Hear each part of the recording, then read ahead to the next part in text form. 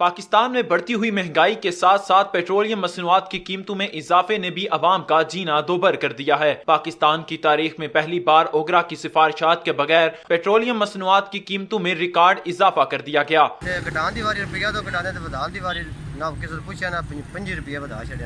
Government نے پہلے petrol جو سستا کیا تھا تو وزیر اعظم صاحب نے جس طرح ہمارے کہا ہے کہ میں ان کے خلاف انشاءاللہ مافیا کے خلاف بڑا سخت ایکشن لوں گا، تو ماشاءاللہ وزیر اعظم صاحب نے بہت سخت ایکشن لیا ہے۔ پہلے جو میڈیسن مافیا ہے ان کے خلاف بڑا ایکشن لیا تھا اور میڈیسن بہت زیادہ مہنگی ہو گئی ہیں۔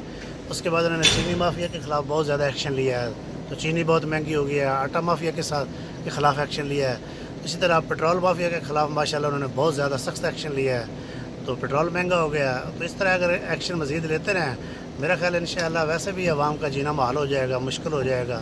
کوئی آدمی بھی میرا خیال ہے ویسے بھی اس ملک میں زندہ نہیں بچے گا، تو ویسے تھوڑے بہت لوگ رہ جائیں گے، وہ ویسے بھی خوشحال ہو جائیں گے۔ تو تبدیلی تو اسی کا نام ہے، تو یہ تبدیلی آ گئی ہے، تو اللہ کرے تو اس تبدیلی سے اللہ تعالیٰ ہماری جان چھڑا ہی دے تو بہتر ہے۔ کل کہہ رہے تھے جی آ جائے گا، ضرور آ جائے گا اور 24 گھنٹے ملے گا۔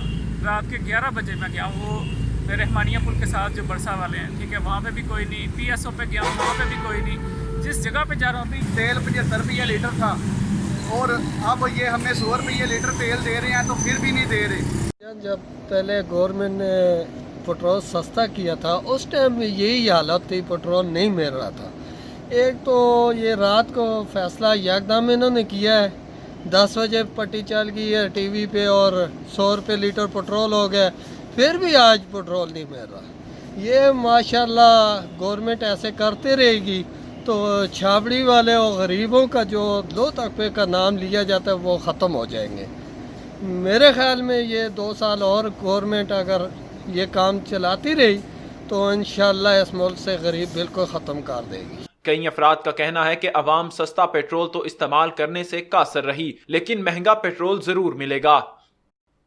فیضان ارشاد، نیوز الرٹ، گجرات۔